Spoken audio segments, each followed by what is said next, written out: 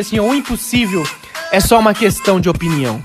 Eu tava buscando o couve e eu vi a cabecinha dele lá, deu um tirinho, tei. Vai, anta.